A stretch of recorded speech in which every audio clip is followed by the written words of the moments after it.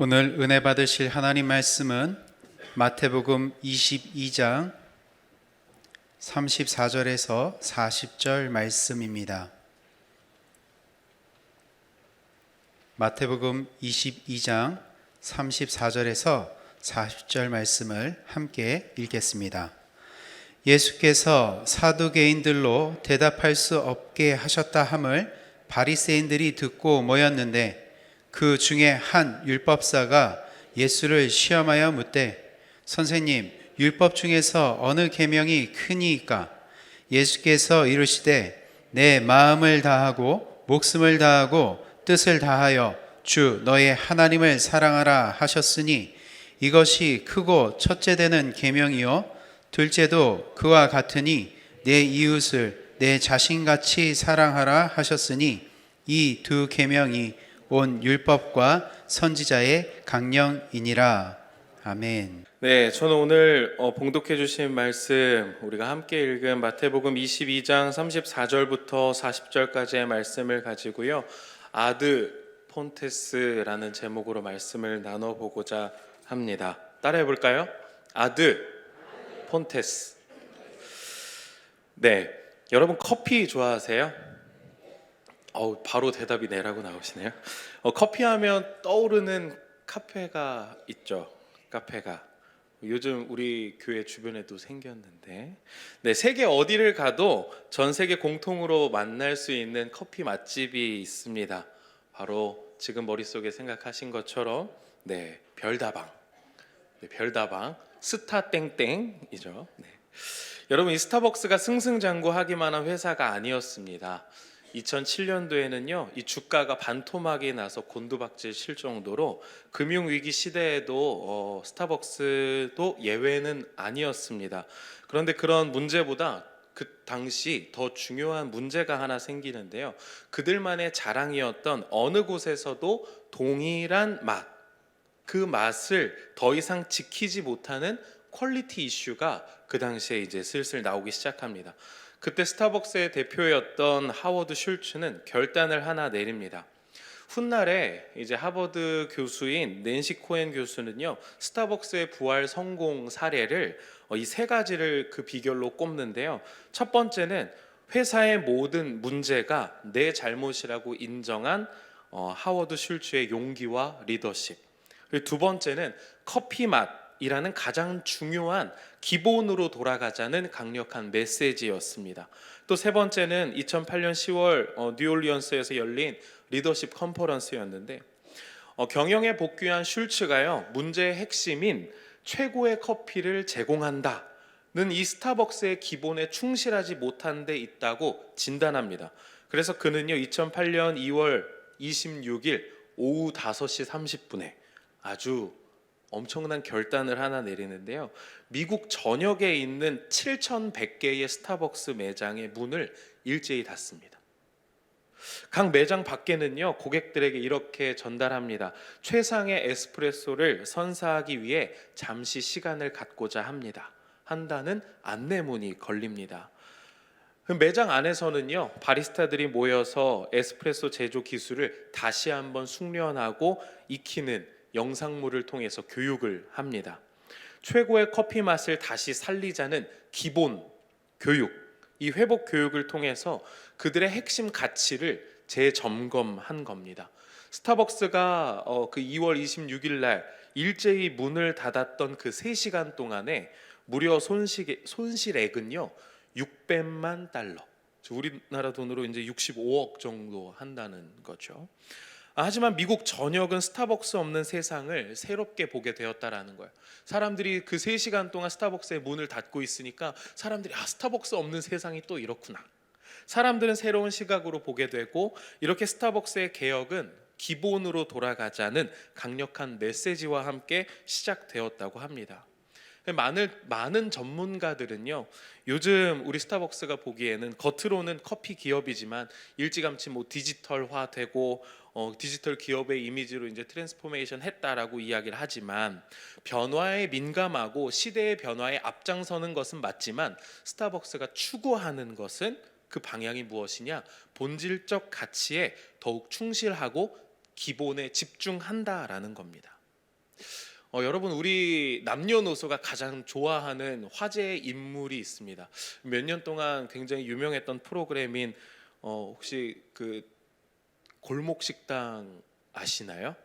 거기에 이 백 대표님이라고, 네, 그분이 나와서 뭐 맞쥬? 라고 하시면서 이제 이야기를 하시잖아요. 그 백 대표님이 이야기하시는 레시피들이 있습니다. 그러나 그 골목 식당에서 내리는 그 평가에 보면 가장 많이 나오는 평가가 뭔 줄 아세요? 기본을 잘하라는 거예요. 기본만 잘하면 된다라는 거예요. 어떤 솔루션을 내릴 때 가장 많이 하는 말이 기본으로 돌아가라는 겁니다. 기업 경영에서 이것저것 안 될 때 신음처럼 외치는 소리가 바로 기본으로 돌아가자는 말입니다. 여러분, 우리가 오늘 아까 이야기하셨던 오늘 설교의 제목은 아드 폰테스입니다. 이 아드 폰테스는 종교개혁의 구호 중 하나입니다. 아드 폰테스의 뜻은 이겁니다. 근원으로 돌아가자, 본질로 돌아가자.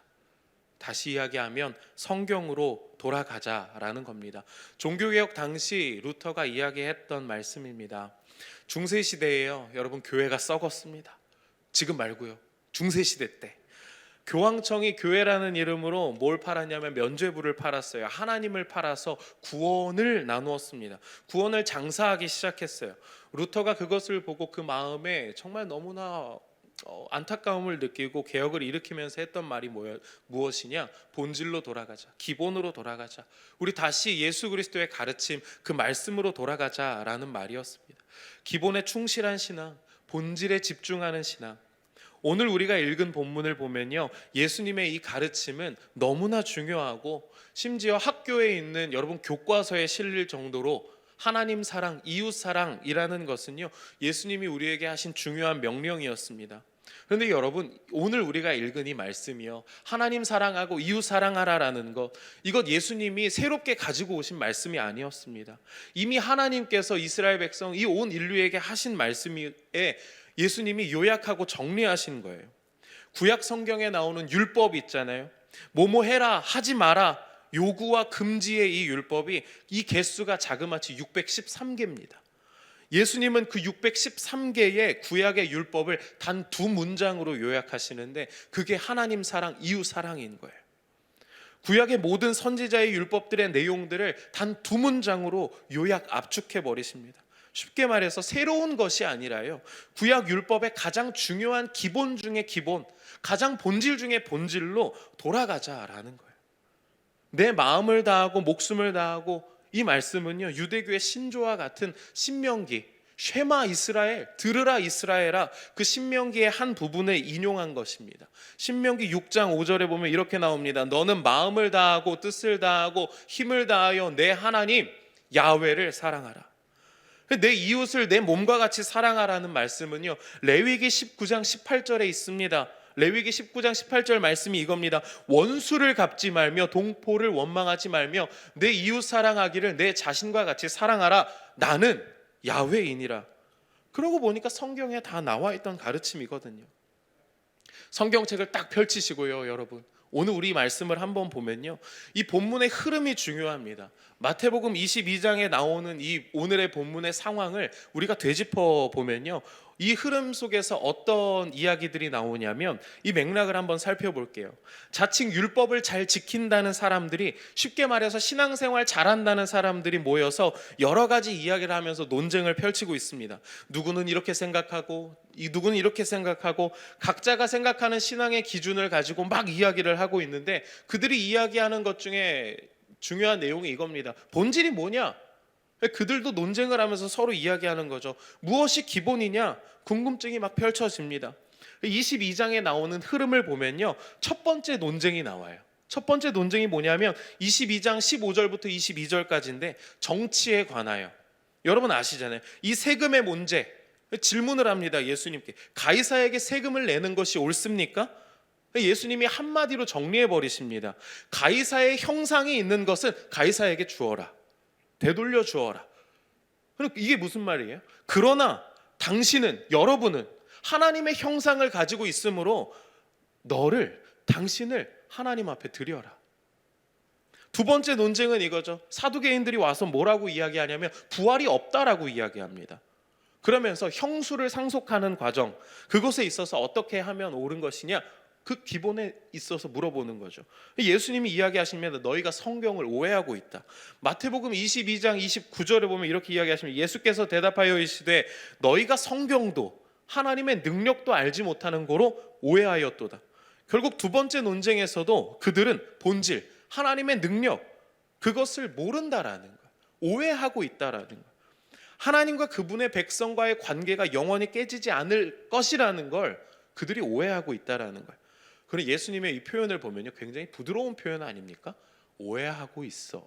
굉장히 부드러운 표현인데, 세 번째 논쟁이 바로 오늘 우리가 읽은 말씀입니다. 이제 이 사두개인들이 대답을 못한다라는 것을 바리새인들이 듣고 가가지고요 이야기합니다. 한 율법 교사가 이제 예수님을 시험하려고, 그 태도를 시험하려고 질문을 던집니다. 너 정통에 있는 사람 맞니? 라는 질문인 거예요. 율법 중에 어느 계명이 가장 큽니까? 아주 당돌하게 질문합니다. 쉽게 이야기하면 율법 중에 무엇이 더 우선입니까? 율법 안에서 우선순위를 정해서 물어봅니다. 거기에 예수님이 대답하시는 게 하나님 사랑과 이웃 사랑, 이것으로 정리해서 말씀하신 거예요. 오늘 예수님의 이 말씀의 요약은요, 엄청나게 강력하고 마음을 뒤흔드는 대답입니다. 왜냐하면 이걸 물어보는 이 바리새인, 이 율법 교사는요, 이미 율법 안에서 자신이 무엇부터 해야 하는지 우선순위를 정해놓는 거예요. 자기가 거룩한 영역에 있다라고 생각을 하면서 자기가 거룩한 영역에 있다라는 부분 안에서 내가 무엇을 지켰으니, 내가 무엇을 했으니, 그 우선순위가 이미 그 사람 안에 있다라는 거예요. 그 사람이 율법에 있어서 무엇이 더 중요하다고 생각하고 있었던 그 영역을 예수님은 그 사람이 누구도 자랑할 수 없는 분야로 끌어내리십니다. 쉽게 말해서 질문한 사람은 어떤 것이 중요한 것인지 자기 머릿속에 이미 결론을 내놨어요. 그리고 질문을 한 거예요. 어떤 것이 거룩한 것이며, 어떤 것이 예배를 잘 지키는 것이며, 어떤 것이 신실한 신앙인지 먼저 자기가 결론을 내놓고 질문을 하는데, 자신이 지금 하고 있는 그 영역에서, 거룩하다라고 생각하는 영역에서 예수님께 질문하는 거예요. 예수님은 누구도 자랑할 수 없는 영역으로 그 질문을 끌어내리십니다. 관계에 대한 가르침, 그 사람의 본심을 드러내는 질문, 대답을 던지십니다.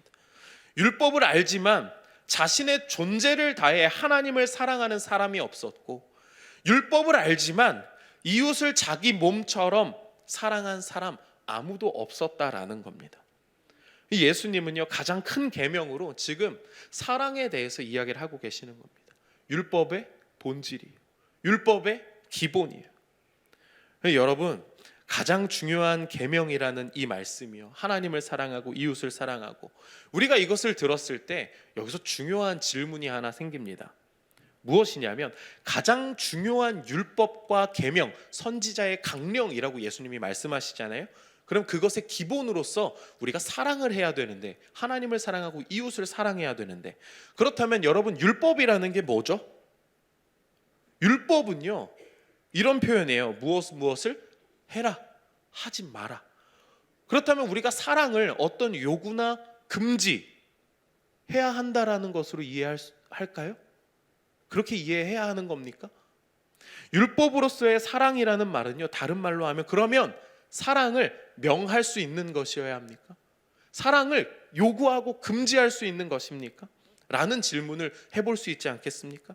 사랑을 해라라는 자체가 어떤 율법의 요구로서 우리가 이해해야 합니까? 라는 질문을 던져보는 거죠.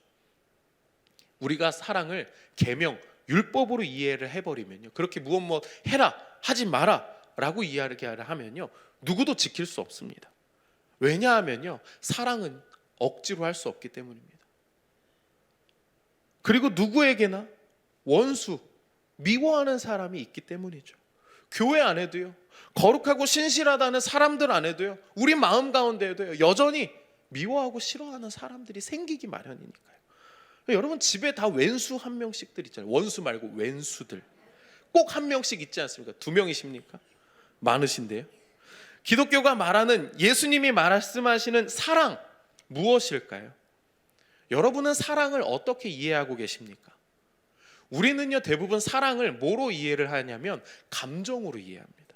감정으로 해석해요.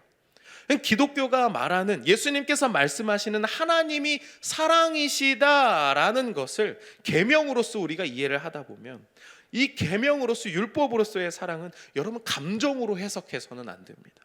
감정이 아니라 이웃을 생각하는 하나님을 생각해서 이웃의 행복과 하나님의 행복, 이 유익의 완성으로서 사랑을 주된 목표로 삼고 행동의 동기로 삼아서 그것을 뭐 하라고요?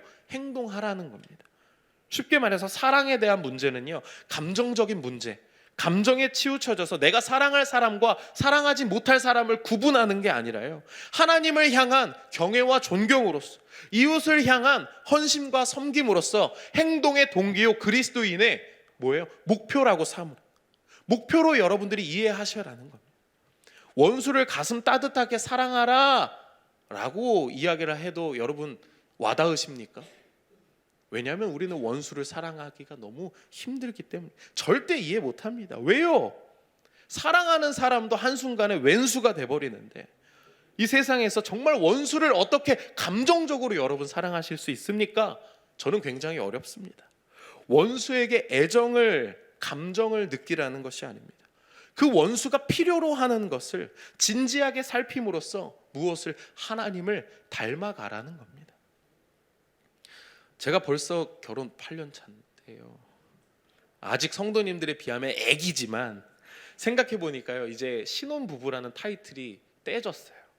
나라에서도 신혼부부로 인정을 안 해주더라고요. 조금 좀 슬픈데, 어느 날 집에서 이제 사모님이 제 아내가 이제 쌀국수를 끓였어요. 쌀국수를 이제 맛있게 이제 열심히 끓여서 저에게 주었는데, 제가 이제 8년 동안 참고 살다가요, 쌀밍 아웃을 했습니다. 나 사실 쌀국수 싫어한다.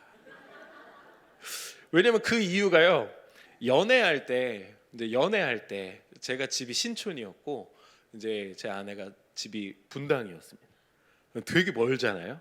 그러니까 흔히 썸 탈 때, 사귈 때, 막 이제 그 시작할 때 제가 분당까지 가서 일주일을 쌀국수를 먹었습니다. 이거 다 아시잖아요.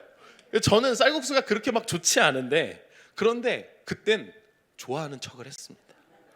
어떻게든 공통 분모를 만들어서 꼬셔야 되니까.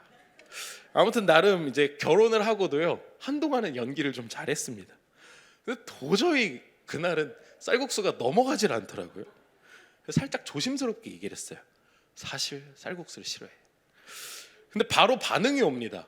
바로 대답이 오는데요, 사기쳤다. 와, 사기쳤다. 그러면서 또 이렇게, 나 잡은 물고기야? 이렇게 이야기를 하시는 거예요. 사실 쌀국수가 제 원수는 아닌데요, 쌀국수를 사랑하는 것을 제가 목표로 삼고 행동을 했던 거예요. 왜냐하면 그것이 저에게는 이 사람을 사랑하는 행동의 동기이자 표현이니까. 제가 좋아하는 사람을 위해서 제가 감수하는 행동이 쌀국수를 사랑하는 거였어요. 사모님은 지금도 이야기합니다. 그럴 거면 평생 눈 감아주고 먹어주든가.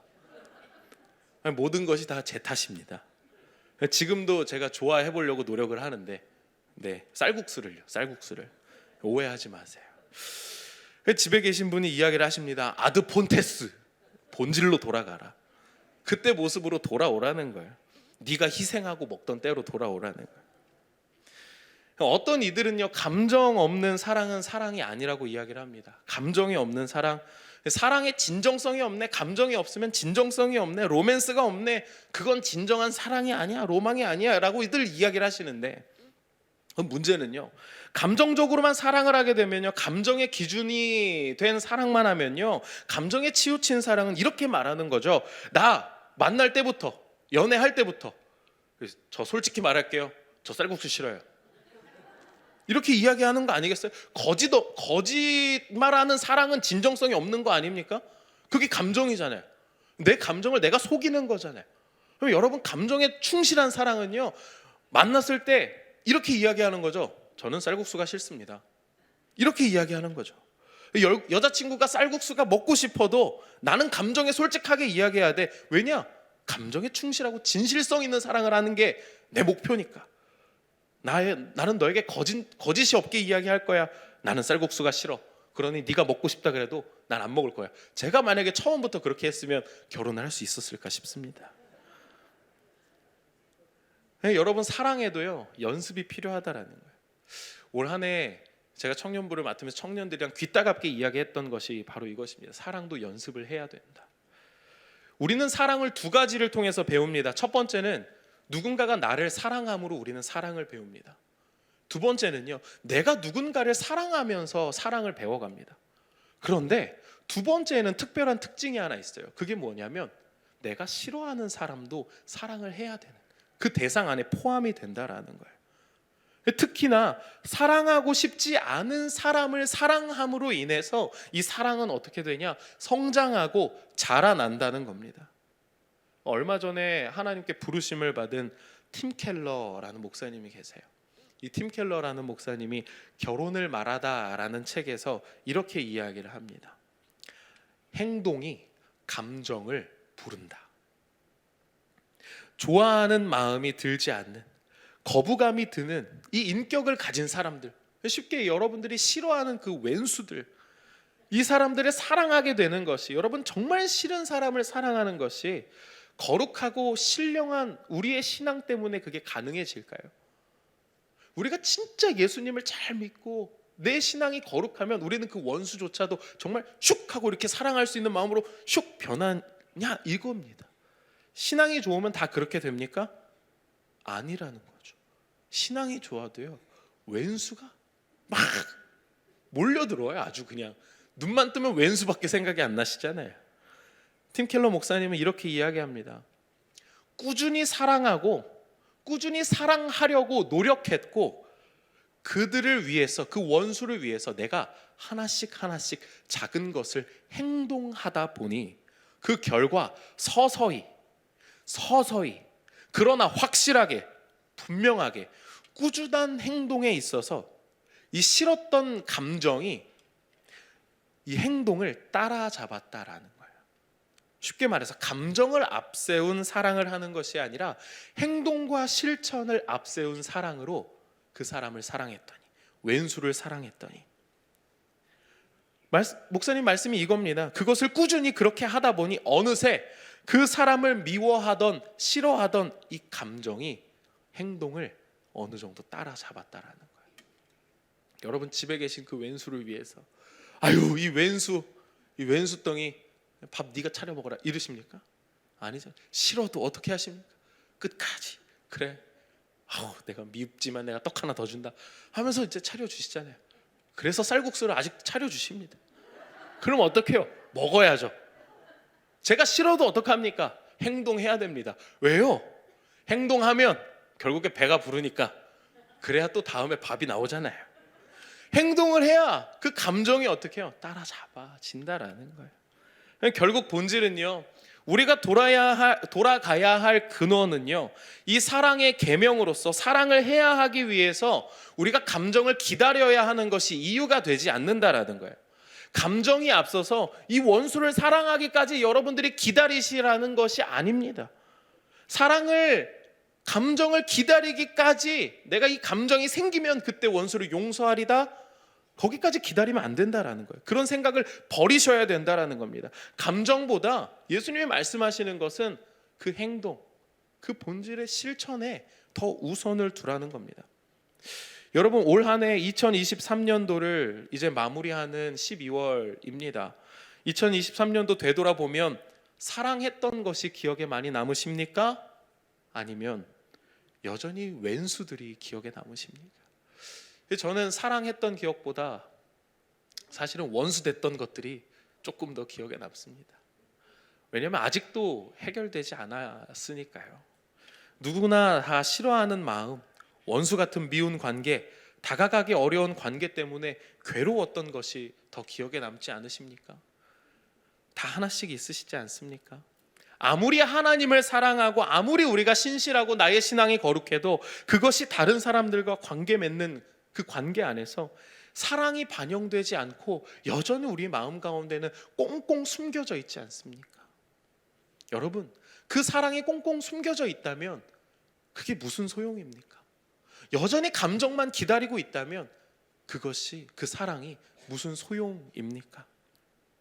예수님의 이 가르침은요, 여러분, 우리가 정말 이 흐름으로 잘 기억을 해야 되는데, 이제 마태복음 이 뒤에서 예수님이 어떤 비유를 나타내시냐면 마태복음 25장 14절부터요 달란트의 비유가 나옵니다. 우리 달란트의 비유 잘 알잖아요. 한 달란트를 맡기시고 두 달란트 맡기시고 다섯 달란트를 맡기십니다. 그러면 한 달란트를 맡긴 사람, 이제 두 달란트 다섯 달란트 맡긴 사람은 열심히 가서 또 일을 해서 그 달란트를 이렇게 잘 개발을 했어요. 근데 한 달란트 받았던 사람은 어떻게 합니까? 땅 속에 묻어두지 않습니까? 묻어두고 어떻게 이야기합니까? 주인이 돌아왔을 때, 아우 주인이여, 당신은 굳은 사람이라 심지 않은 데서 거두시고 해치지 않은 데서 모으는 줄을 내가 알았으므로, 이렇게 이야기를 합니다. 두려워하여 내가 당신의 달란트를 땅에 감추어 두었나이다. 보소서 당신의 것을 가지셨나이다. 이 사람이 이렇게 이야기하니까 주인이 뭐라고 이야기합니까? 야, 진짜 네가 큰일 났고 네가 이제 혼났구나. 한 달란트를 빼앗아서 10달란트 가진 사람에게 주라. 무릇 있는 자는 받아 풍족하게 되고 없는 자는 그 있는 것까지 빼앗기리라. 이 무익한 종을 바깥 어두운 데로 내쫓으라. 거기서 슬피 울며 이를 갈리라. 여러분, 왜 이런 비유를 드셨을까요? 오늘 이런 비유는 오늘 우리가 읽은 이 계명, 오늘 이 말씀과 무슨 연관이 있을까요? 단순히 여러분의 달란트, 여러분의 재능 썩히지 마십시오, 여러분 봉사하십시오, 이런 말씀입니까? 여러분, 오늘 본문과 이 본문을 연결해서 한번 우리가 생각해 봅시다. 오늘 우리가 살펴본 본문에서 질문한 사람이 누구냐면요, 바리새인이에요. 여러분, 이 바리새인들이 부정적으로 우리가 늘 생각은 하지만요, 사실상 이 바리새인들의 원래 이들이 생겨난 목적은 굉장히 거룩합니다. 말씀, 이 본질을 지키기 위해서 이 사람들은 목숨을 걸어요. 바리새인들이요, 진짜 하나님의 율법 앞에 목숨을 걸려고 나온 사람들이에요. 즉, 이 유대인들, 이 바리새인들에게 맡겨진 것이 무엇이냐? 하나님의 말씀, 율법이었어요. 토라와 율법을 선조들로부터 조심스럽게 물려받았습니다. 하나님의 말씀을 물려받았습니다. 그런데 이들은 주어진 자신의 책임과 하나님의 말씀과 율법들을 어떻게 했습니까? 땅속에 묻어두었다라는 거예요. 이 바리새인들이요, 예수님이 바리새인들에게 왜 이 율법, 하나님 사랑, 이웃 사랑을 이야기하십니까? 이들이 율법을 받았음에도 불구하고 땅에 묻어두고 뭐합니까? 사용하지 않습니다. 변화도 없습니다. 율법을 통한 실천도 없습니다. 책임도 없습니다. 아무것도 없어요. 예수님은 이 달란트의 비유를 통해서 명확하게 그 바리새인들에게 명령하시는 거예요. 이 땅에 있는 우리들에게, 이 사람들에게 분명하게 이야기하시는 겁니다. 이 달란트가 주어진 것이 결국 그들에게 맡겨진 책임이라면, 우리에게 맡겨진 책임이라면, 율법이 요구하는 근본적인 책임, 본질적인 것으로 진짜 그들이 하나님을 사랑하고 이웃을 사랑하는 책임을 다하지 못했다라는 것이 비유가 되는 것이죠. 악한 종이라고 불리우니 한 달란트 받은 사람의 한계가 무엇인 줄 아세요? 자기가 받은 이 한 달란트의 가치가 얼마나 귀중한 줄 몰라요. 달란트가 귀중한 게 아니라요, 주인이 그만큼을 자신에게 줄 신뢰와 사랑이 있었다라는 그 본질의 가치를 몰랐다라는 거예요. 단 한 번도 하나님의 율법을 사랑으로 이해해 본 적이 없는 바리새인들이, 그러니까 그 율법을 어떻게 해요? 땅속에 묻어두는 거예요. 단 한 번도 하나님의 사랑을 율법이라고 생각해 본 적이 없어요. 율법을 하나님의 사랑이라고 받아들여 본 적이 없는 바리새인들에게 하시는 말씀이에요. 열심히 일을 안 한 탓이 아니다. 은혜와 긍휼이라는 그 사랑이라는 본질의 관계를 모르는 사람들에게 질타하시는 겁니다. 이 종은 주인에 대한 사랑이 없다. 오롯이 자기 자신에만 관심이 있는 거예요. 결과적으로 추구하는 것이 섬김이 아니라 자신의 안전. 바리새인들이 그랬어요. 율법을 물려받았기에 그 율법을 어떻게 해요? 자신의 안전을 위해서만 사용해요. 나는 구원받았어. 마치 율법을 자신을 거룩하게 만드는 도구로 삼았어요. 자기만 안전하면 된다라는. 기독교가 직면한 가장 큰 위협이 없어지는 겁니까? 교회가 없어지는 것이 여러분 가장 큰 문제일까요? 무신론도 아니고 세속적인 것이 아니라는 것. 제가 생각하는 기독교의 가장 큰 위험은요, 여러분, 우리는요, 우리의 자존심으로만 지금 이 사랑을 지키려고 한다라는 거예요. 밭에 숨겨놓고 하나님의 말씀을 그저 꽁꽁 싸매고 있다라는 거예요.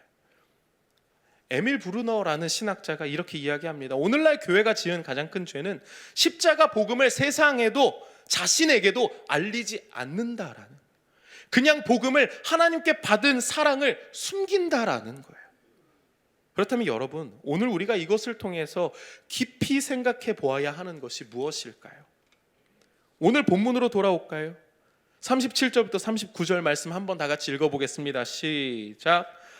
예수께서 이르시되 내 마음을 다하고 목숨을 다하고 뜻을 다하여 주 너의 하나님을 사랑하라 하셨으니 이것이 크고 첫째 되는 계명이요 둘째도 그와 같으니 내 이웃을 내 자신같이 사랑하라 하셨으니. 여러분, 오늘 이 말씀에서 가장 중요한 부분이 무엇인 줄 아세요? 내 마음을 다하고 목숨을 다하고 뜻을 다하여 주 너의 하나님을 사랑하라 하신 이 말씀에 무엇이 있냐면 하나님의 마음이 있어요. 하나님의 마음이 있어요. 다른 말로 하면요, 하나님께서 먼저 우리를 위해서 뭘 하셨는지를 생각하셔야 돼요. 목숨을 다하고 뜻을 다하여 우리를 뭐 하신 하나님이요? 사랑하신 하나님. 근데 우리는 다른 것에 집중합니다. 얼마 전에 제 아이가 이제 6살이 됐는데 독감에 걸렸어요. A형 독감에. 병원에 이제 손잡고 이렇게 걸어가고 있는데 제 뒤통수에다 대고, 그 전주에 이제 예배를 독감 걸려서 교회에 못 와가지고 온라인 예배로 드렸는데, 온라인 예배로 열심히 무릎 꿇고 드리던 이 아이가 월요일 날 독감에 걸려서 첫 마디가 제 뒤통수에다 이겁니다. 아빠, 은혜가 뭐야? 은혜라는 단어를 들었나 봐요.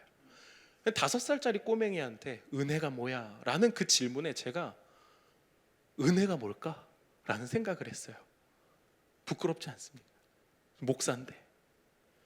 설명을 하려고 보니까요, 은혜란 하나님께서 우리를 사랑하시고 구원하시고 우리에게 나를 대신해서 십자가를 지신 그 하나님의 사랑. 제가 이 말을 하면 얘가 알아듣냐라는 거예요. 제가 은혜를 생각을 하는데 은혜를 얘한테 어떻게 설명해 줘야 될지를 모르겠는 거예요. 왠 줄 아세요? 제가 그 은혜를 받은 것에만 집중을 하고 있더라고요. 내가 뭘 받았지 하나님 앞에? 내가 뭐 했지? 내가 뭘 받았지?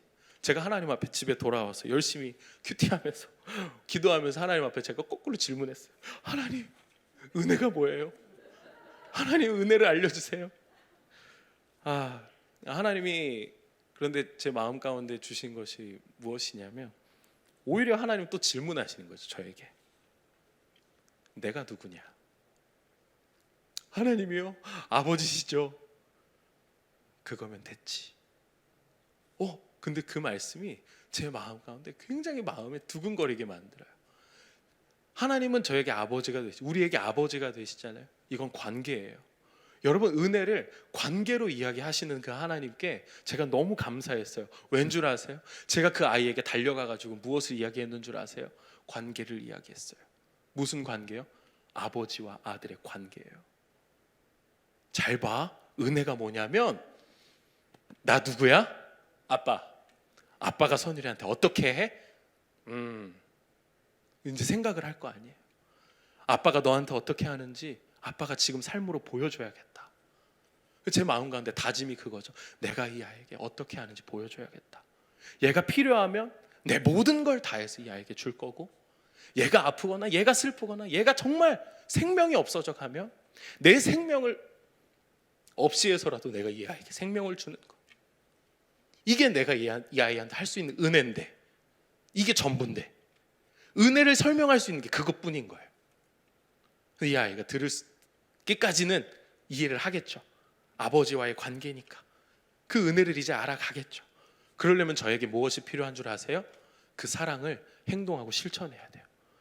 이 아이가 그 은혜를 느낄 만큼 제가 그것을 살아내야 된다라는 거예요. 그 사랑을 살아내야 된다는. 근데 오늘 말씀을 보니까 하나님이 우리에게 요구하시는 거잖아요. 계명이에요. 우리에게 하라고 말씀하시는 거예요. 너희는 마음을 다하고 뜻을 다하여 하나님을 사랑하라. 근데 그걸 뒤집어서 이야기해 보면 여러분, 그게 무엇이냐고요? 하나님이 마음을 다하고 목숨을 다하고 뜻을 다해서 뭐 하신 거냐고요? 우리를 사랑하신 거라고요. 근데 우리는 우리가 은혜를 받은 거에만 집중하다 보니까 하나님이 무엇을 했는지를 잃어버린 거예요. 하나님이 무엇을 하셨죠? 예수 그리스도를 통해서 그 목숨을 다하고 마음을 다하고 뜻을 다해서 우리를 먼저 사랑하셨다라는. 그러니 원수된 우리를 화목하게 하신 것. 로마서에서 바울이 이야기하지 않습니까? 우리는 하나님과 원수되어 있었는데 하나님이 이 왼수 덩어리를 사랑하시려고 그 마음과 뜻과 모든 힘을 다해서 우리를 먼저 사랑하셨다라는 것. 여러분, 요즘 근데 사람들은요, 헌신하려 하지 않습니다. 신앙이 좋아도요, 내 신앙 꽁꽁 싸매고 있죠. 저는 연말만 되면 사실 조금 무서워요. 조금. 왜 무섭냐면 청년들이 저에게 와서 이렇게 얘기해요. 목사님, 할 말 있어요. 리더가 와서 이야기하면 그 말이 뭔 줄 아세요? 아, 저 그만둘래요. 이 말을 할까 봐 조마조마합니다. 아주. 그래서 청년들이 저에게 와서 목사님, 저 할 말 있어요. 이러면 하나님 앞에 기도해요. 하나님 제발, 하나님 제발 저 아이의 봉사 헌신하는 마음을 지켜주시옵소서. 그렇게 기도해요. 요즘 사람들은 헌신하려 하지 않아요. 신앙이 있어도 헌신하려 하지 않아요. 나만 편하게 다니는 종교, 나만 편하게 다니는 신앙생활만 하려고 해요. 교회 나오지 않아요. 아니, 교회에 나와도 숨겨요. 뭘? 하나님의 사랑을. 나만 거룩하면 돼. 그저 밭에 하나님의 사랑을 숨겨놔요. 하나님의 사랑을 숨기는 건요, 여러분, 우리 기독교 그 예수 그리스도의 사랑을 그냥 도덕적인 자존감을 높이기 위한 수단으로 내가 삼는 것뿐밖에 더 되겠습니까? 바리새인들을 향해서 예수님이 말씀하시는 거죠.